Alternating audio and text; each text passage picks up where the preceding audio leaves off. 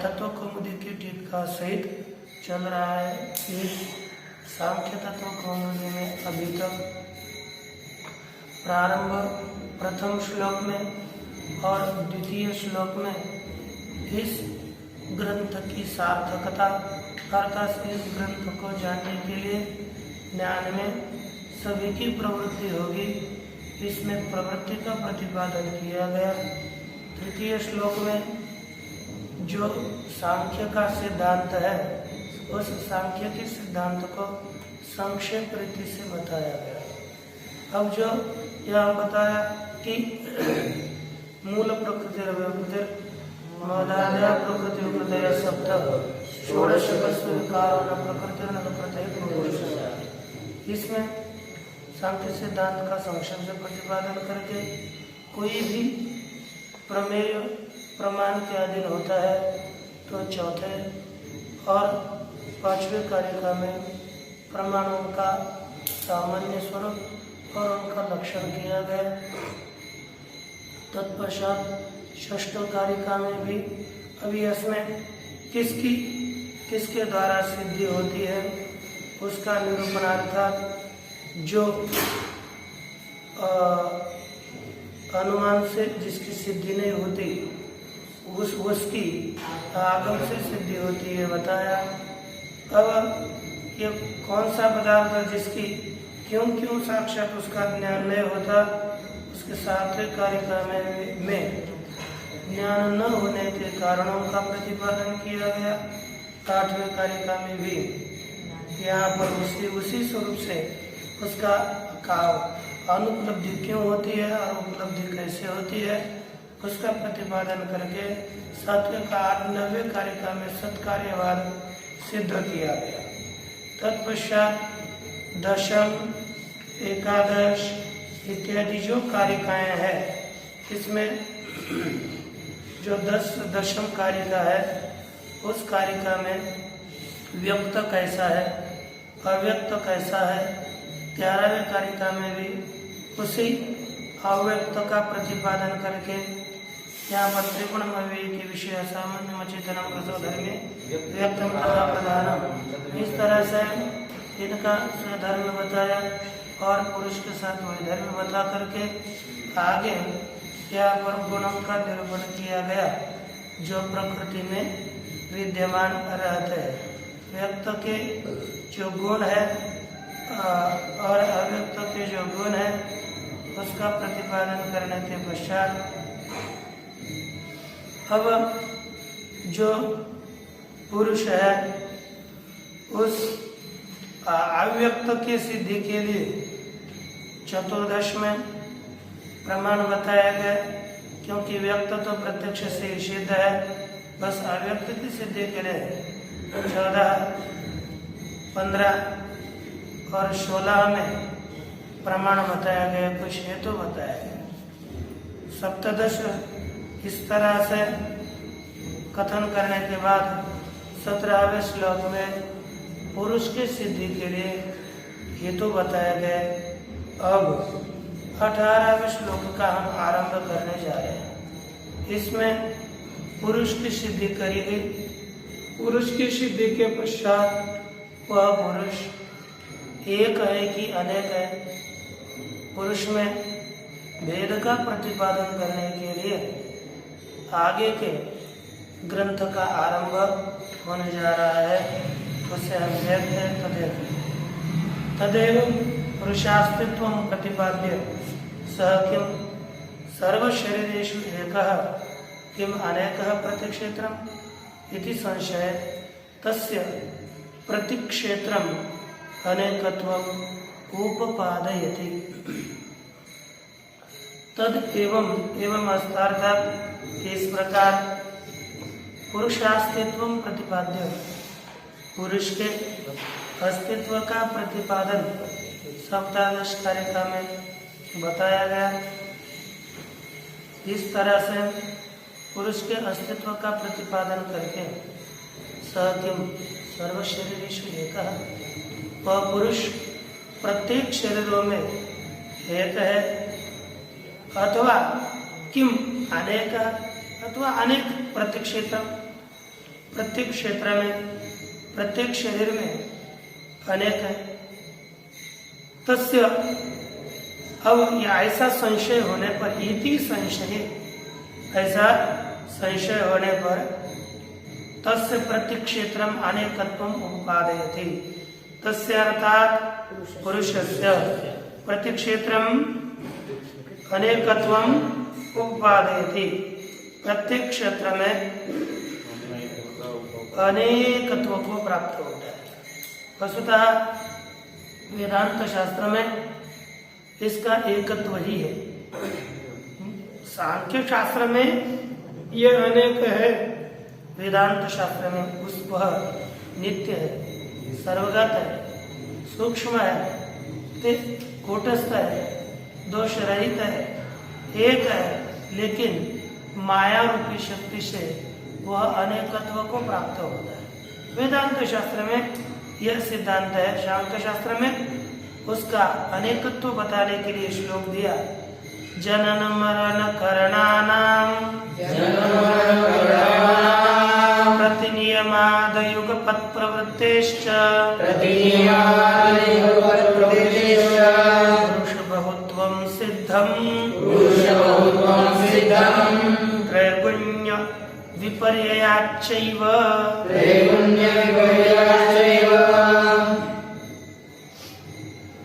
कहा कि पुरुष बहुत्वम सिद्धम, यह प्रतिज्ञा है।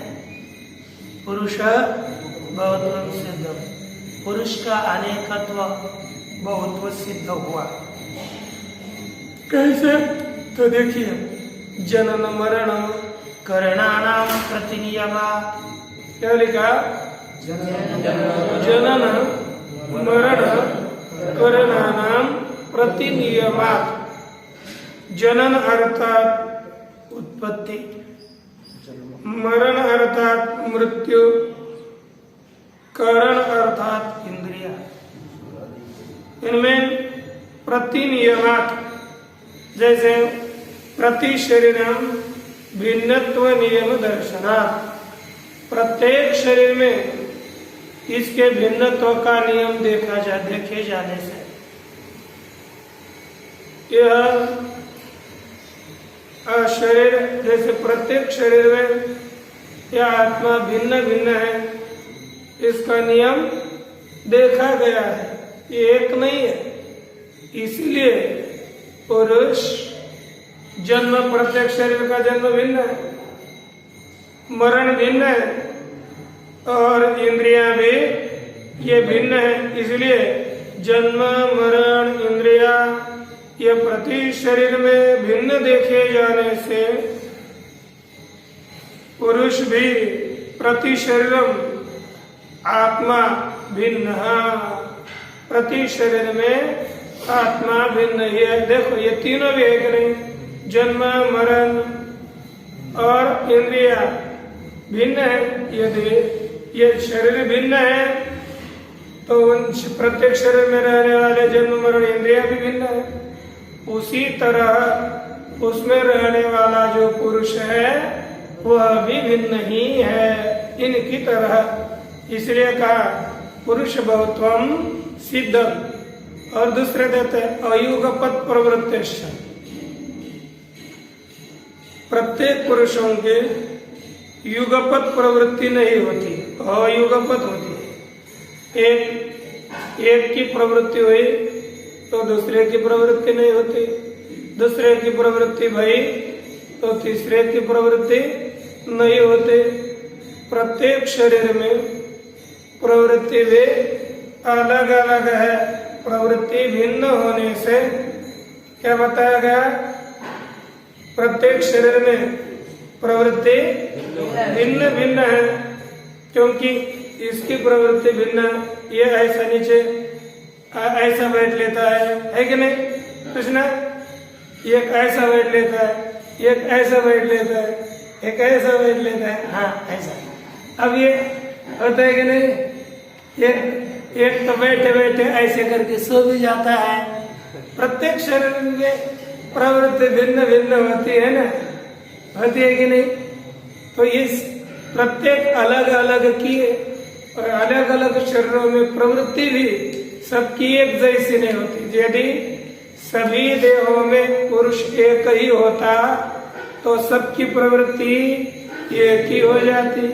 प्रवृत्ति अलग अलग है, इसीलिए पुरुष बहुत्वम सिद्धम। किनका बहुत्व सिद्ध हुआ?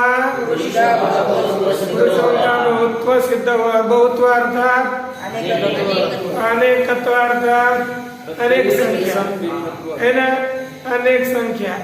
पुरुष में अनेक संख्या सिद्ध हुई, अर्थात पुरुष अनेक ये सिद्ध हो गए। और एक देता है त्रैगुण्य विपर्याच। जैसे त्रैगुण्य तीनों गुणों के परिणाम प्रत्येक शरीर में भिन्न भिन्न हुआ करते हैं। ऐसे होते हैं प्रत्येक शरीर में तीनों भी गुणों के परिणाम पृथक पृथक है, इसीलिए यह पुरुष अनेक है। पुरुष में बहुत्व के सिद्धि हो जाती है। इसी का प्रतिपादन करते हुए आगे लिखा। अब कार्य तत्व को मुद्दे में देख लीजिए। जनन इत्यादि नाम पुरुष बहुत्वम सिद्धम का जनन इत्यादि जो का जनन मरण करना नाम इत्या प्रतिनियमात, जनन मरण करना नाम प्रतिनियमात अयुगपत प्रवृत्तिश्च त्रैगुण्य विपर्याच इत्यादि नियमों से, इत्यादि तीन हेतुओं से पुरुष का बहुत्व, पुरुष का अनेकत्व सिद्ध हुआ। आगे लिखते हैं त्रैगुण्य विपर्याच, त्रिगुणों के विपर्य से भी पुरुष का बहुत्व सिद्ध हुआ। आगे का जनन कस्मात ये देते जनन मरण करना नाम प्रतिनियमात। जन्म मरण और इंद्रिया ये प्रत्येक शरीर में भिन्न होने से, यह नियम है, प्रत्येक शरीर में भिन्न है, ऐसा नियम होने से इनका बहुत्व सिद्ध हुआ। निकाय विशिष्टा भी अपूर्वा भी देहेन्द्रिय मनोहंकार बुद्धि वेदना भी पुरुषस्य अभिसंबंधो जन्म। यह लिखा कि निकाय विशिष्टा भी, निकाय अर्थात यह का शरीर, निकाय विशिष्टा भी अपूर्वा भी शरीर से विशिष्ट। ऐसे कौन? अपूर्व कौन कौन कहते हैं? देह, इंद्रिय, मन, अहंकार, बुद्धि, वेदना इत्यादियों के साथ पुरुषस्य अभिसंबंधो जन्म, पुरुष का इन सभी के साथ यहाँ पर निकाय शब्द का कथन किया है, शरीर तो नहीं किया। देव मनुष्य तिर्यक प्रवृत्ति तत्तद आत्मनाम ये संति अदृष्टा, देवता हो, मनुष्य हो, तिर्यक हो इत्यादि जो आत्माएं हैं उनका, उनके जो अदृष्ट, उनके अदृष्ट से उत्पन्न प्रयोज्य जो भावी भोगानुकूल विजातीय समुदाय, भावी अर्थात भविष्य काल में होने वाले है ना, भविष्य काल में होने वाले जो भोग, उन भोगों के अनुकूल विजातीय समुदाय परस्पर सापेक्ष संबंध रूप, एक दूसरों का सापेक्ष संबंध रूप जो विजातीय समुदाय, वही यहाँ पर निकाय शब्द के द्वारा बताया जाता है, वही निकाय है।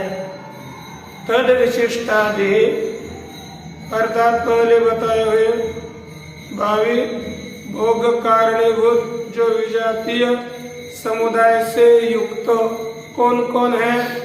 देह, इंद्रिय, मन, अहंकार, बुद्धि, वेदना इत्यादियों के साथ, इन पदार्थों के साथ पुरुष का अभिसंबंध ही क्या है? जन्म। आपको परीक्षा में आएगा। अब 30 कार्य का करने वाले हैं, ज्यादा नहीं, 30 पहले 30 बाद में 30। अब ये जन्म अर्थात जन्म नाम किम, तो यही उत्तर होना चाहिए पूरा। जन्म निकाय विशिष्टा भी पूर्वाभिर्दे इंद्रिय मनोहंकार बुद्धि वेदना भी पुरुष से अभिसंबंधो जन्म, ये पूरा ये जन्म की व्याख्या होगी। न तो पुरुष से परिणाम है, पुरुष का परिणाम यह जन्म नहीं है, किंतु इनके साथ है ना। वैसे तो पुरुष का न तो पुरुष से परिणाम, पुरुष का परिणाम नहीं होता। क्यों? तस्य अपरिणामित्वात्, पुरुष में अपरिणामित्व होने से, पुरुष अपरिणामी होने से पुरुष का जन्म नहीं होता। तेषामेव च देहादीनां उपात्तानां परित्यागो मरणम्, तेषामेव देहादीनां अर्थात उन्हीं देहादियों के, अर्थात ये जो देह इंद्रिय मन अहंकार बुद्धि वेदना, उनके उपात्तानां जो उनका पहले ग्रहण किए हुए देह इत्यादियों का जो परित्याग, देहादियों का जो परित्याग है उसे मरण कहा जाता है। देह इत्यादियों का जो परित्याग उसका नाम है मरण।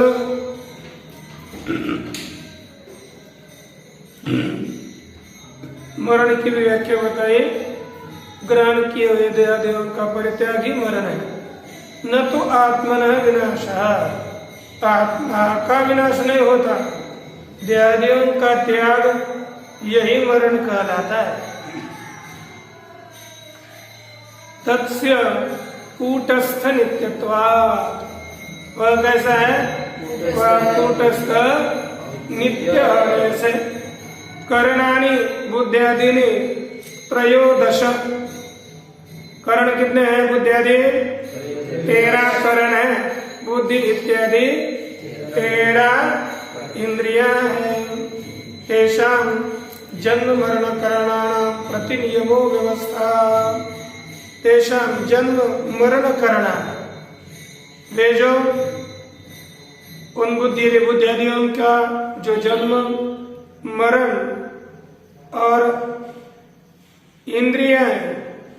उनका प्रति नियमो व्यवस्था, अर्थात प्रत्येक शरीर में इसका नियम है। प्रत्येक शरीर में वह इंद्रिया कैसी एक एक अलग है, अलग अलग है ना?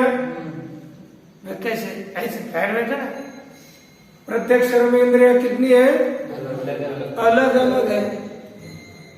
प्रत्येक में नियम अलग अलग है, इसलिए यही व्यवस्था है पुरुष के बहुत्व के सिद्धि में। सा खलु इयं सर्व शरीरेषु एकस्मिन् पुरुषेनोपपद्यते। जन्म मरण और इंद्रिया इनकी प्रत्येक नियम में रहने वाली जो भिन्न रूपी व्यवस्था है ना, यह व्यवस्था सभी शरीर में एक पुरुष में सिद्ध नहीं हो सकती। यदि सभी शरीर में एकस्मिन् पुरुषे सति, एक पुरुष होने पर यह प्रत्येक शरीर नियम अर्थात यह व्यवस्था, यह जन्म मरण और इंद्रियों की भिन्नता रूपी व्यवस्था यह सिद्ध नहीं होगी यदि पुरुष एक होगा तो। इसलिए पुरुष को अनेक मानना पड़ेगा। क्या ठीक है? यदि पुरुष एक मानेंगे सभी शरीर में तो क्या दोष होगा? तो कहते हैं तदार्थ आत्मना एकत्वे पुरुष एक पुरुषस्य एकत्वे, पुरुष एक मानने पर खलु एकस्मिन् पुरुषे जायमाने सर्वे जायेंगे। एक पुरुष उत्पन्न होने पर सभी उत्पन्न होने हो जाएंगे। म्रियमाने च एकस्मिन् म्रिय सर्वे म्रिय, और एक पुरुष मरने पर सभी मर जाएंगे। अब एक पुरुष है तो अंधादो चैकस्मिन् सर्वे एवं अंधादयः, एक पुरुष अंधा बन गया तो सभी अंधे हो जाएंगे। एक पुरुष ने कुछ पढ़ लिया तो सभी तो खुले ठल्ले बैठे रह जाएंगे, है कि नहीं? तो सबको लगता है एक ही आत्मा है, उसने पढ़ा और हमने पढ़ा, क्या भेदे? इसलिए आप लोग पढ़ते हैं, है कि नहीं? एक कहते हैं विचित्ते चैकस्मिन् सर्व एवं विचित्ता स्युवृत्ति अव्यवस्था। कहते एकस्मिन् विचित्ति, एक विचित्त हो गया, एक का मन ऐसा विचित्त विक्षिप्त हो गया तो सर्वे एवं विचित्ता स्युवृत्ति, सभी विक्षिप्त चित्त वाले हो जाएंगे। ये क्या हो गई? अव्यवस्था है ना। इसलिए व्यवस्था होने के लिए पुरुष में बहुत्व अनेकत्व मानना ही पड़ेगा, ठीक है? न च एकस्यापि पुरुषस्य देहोपधान भेदात् व्यवस्था इति। कहते हैं एकस्यापि पुरुषस्य देहोपधान भेदात् व्यवस्था इति न युक्तम। यहाँ पर शंका कर रहे हैं, कैसा है कि एकस्यापि पुरुष से अर्थात एक पुरुष का भी देहोपधान भेदा, देहोपधान अर्थात शरीर रूपी उपाधि भेद से व्यवस्था बन पाएगी।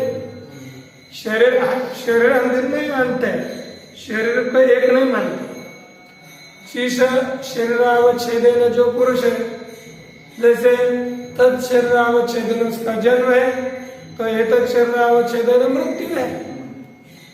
तत्शरीरावच्छेदन वह अंध है तो इस शरीरावच्छेदन वह सनेत्र है कि नहीं? इस तरह से एक भी पुरुष में देहरूपी उपाधि भेद से यह संपूर्ण व्यवहार हो जाएगा, कोई दोष नहीं है। ऐसे यदि कोई कहेगा तो सांख्य सिद्धांति कहता है नहीं होगा। वेदांति, क्योंकि वेदांत में उपाधि भेद से पुरुष का उत्पाद भेद से व्यवहार की सिद्धि मानी जाती है, लेकिन वेदांत वेदांत आपने जो कहा वह योग्य नहीं है। क्यों? कहते पाणी स्तनाद्युपाधि भेदेना भी जन्म मरणादि अवस्था प्रसंगात, यदि उपाधि भेद से आप अलग अलग मान रहे हो तो किसी का हाथ टूट गया तो मृत्यु होने की अपेक्षा होनी चाहिए। स्तन में पानी लिखा, पानी अर्थात हाथ, स्तन इत्यादि उपाधि भेद से जन्म मरण इत्यादि व्यवस्था के प्रसंग आ जाएंगे। इसलिए क्योंकि ये की पुरुष है, उसके ये अलग अलग उपाधि लगी तो उसमें जो उपाधि लगी तदवच्छिन्न चैतन्य जो उत्पन्न होता है, उपाधि हटी तो तदवच्छिन्न चैतन्य मर जाता है। यदि ऐसा व्यवहार हो तो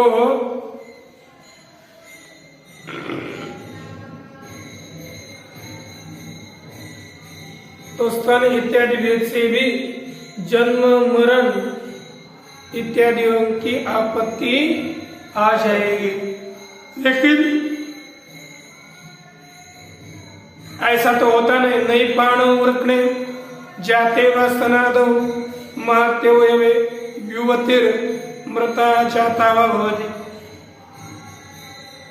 कभी भी पाणो वृकणे जाते व, पाणो अर्थात हाथ और स्तन अर्थात स्तन, ये उत्पन्न हो जाने पर अथवा स्तनादो महत्यवयवे युवती अवयवे, जो स्तन इत्यादि मान अवयव है वे उत्पन्न होने अथवा नष्ट हो जाने पर युवती मृता जाता वा इति न भवति। कोई युवती श्री उत्पन्न हो गई, मर गई, इस तरह का व्यवहार नहीं होता। क्या होता है? किसी का हाथ टूट गया तो मर गया, क्यों नहीं? किसी का स्तन नष्ट हो गया वो मरे। यही इसलिए प्रत्येक शरीर में पुरुष का बहुत्व सिद्ध है। ये आगे करेगा इतश्च विठ्ठला इतश्च प्रतिक्षेत्रम पुरुष भेद इति आह। इससे भी प्रत्येक शरीर में पुरुष का भेद ही है यह बताते हैं। युगपत प्रवृत्तिश्च, क्या लिखा? अयुगपत प्रवृत्तिश्च, युगपत कहते प्रवृत्ति, प्रवृत्ति क्या है? प्रयत्न लक्षणा। प्रयत्न जिसका स्वरूप है ऐसी है प्रवृत्ति, प्रयत्न रूपा प्रवृत्ति है। और किस में रहती है? यद्यपि अंतःकरण वर्तिनी, यद्यपि यह प्रवृत्ति अंतःकरण में रहती है तथापि पुरुषे उपचर्यते, तो भी पुरुष में इस प्रवृत्ति का गौण प्रयोग किया जाता है।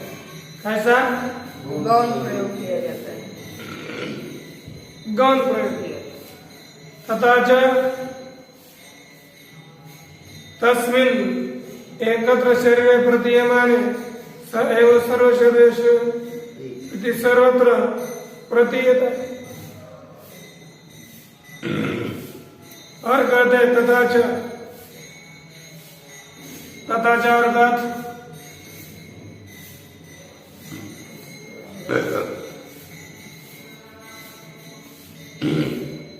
यदि आत्मा को एक मानेंगे तो एकत्र शरीर प्रयत्न माने, एक शरीर में प्रयत्न हो जाने पर सभी शरीरों में सभी जगह पर वह पुरुष प्रयत्न हो, लेकिन सभी जगह पर प्रयत्न नहीं होता।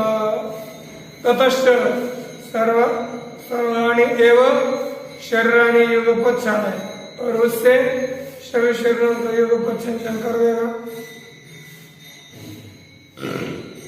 है ना? लेकिन वो चलाता नहीं है। इसलिए आत्मा एक ही है, नानत्वे तो नायम दोषे थी। यदि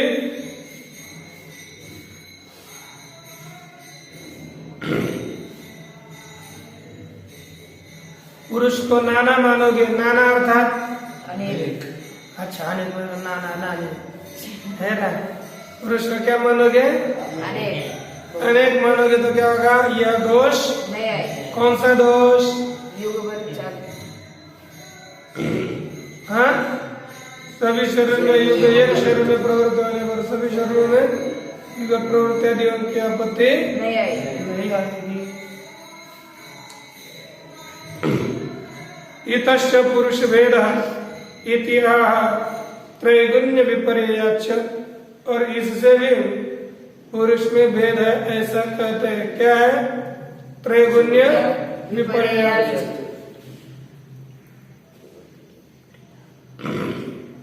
अर्थात तीनों गुणों के विपर्य से भी पुरुष भिन्न है। कहते हैं एवकारो भिन्न क्रम, एवकार भिन्न क्रम वाला है। हाँ? एवकार इसका अन्वय उसके क्रम से वैसे नहीं करना, भिन्न पद के साथ करना।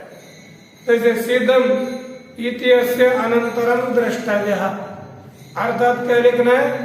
पुरुष बहुतों सिद्धम एव, ऐसा पुरुष बहुतों सिद्धम एव लिखा। सिद्धम इसके बाद उसका अन्वय समझना चाहिए। सिद्धम एव न सिद्धम, अर्थ क्या होगा? यह सिद्ध ही है, असिद्ध नहीं है। त्रयो गुणः त्रैगुण्यम तस्य विपर्ययो अन्यथा, तीनों गुण उसे कहते हैं त्रैगुण्य। त्रयो गुणः यस्य स त्रैगुण्य, त्रयः गुणः अथवा त्रयो गुणः इति त्रैगुण्यम तस्य विपर्ययो अन्यथा, उस तीनों गुणों का जो विपर्य वही क्या चीज है? अन्यथा तो अर्थात सात्विक रजस तामस उत्तम मध्यमाध्यात्म भावकम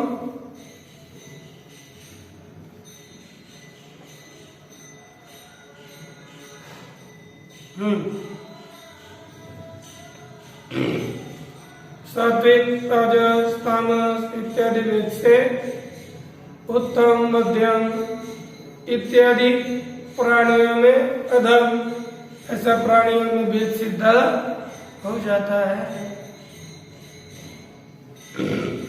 केचित खलु, जैसे बता रहे कैसे कैसे दिया है। केचित खलु सत्व निकाय सत्व बोला, कोई सत्व निकाय वाले अर्थात सात्विक शरीर वाले कौन, जिसमें सत्व गुण अधिक है। यथा ऊर्ध्व स्रोतस, जैसे उसके लिए कथन किया ऊर्ध्व स्रोतस, अर्थात जिनका वीर्य नीचे की ओर न बह करके ऊपर की ओर बहता है, से ऊर्ध्व स्रोता पुरुष। यथोर्ध्व स्रोतस, जैसे ऊर्ध्व स्रोतस पुरुष है ना।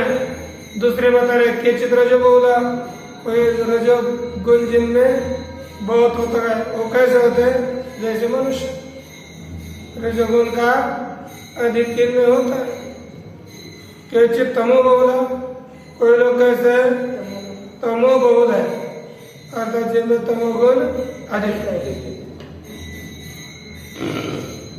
जैसे तीर्यक योन है, यहाँ ऐसे कौन है? तीर्यक अश्विन।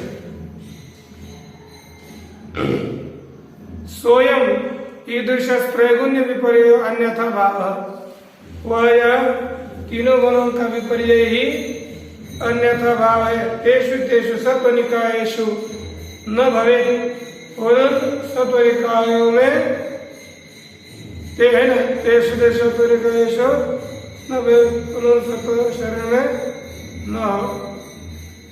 क्या कहते? यदि एक पुरुषस्य पुरुष भेदे तो अयम दोषेते, यदि एक पुरुष होगा तो यही दोष आता है, पुरुष भेदे तो न अयम दोष, यह दोष नहीं, यह तो अदोष ही है, दोष नहीं है।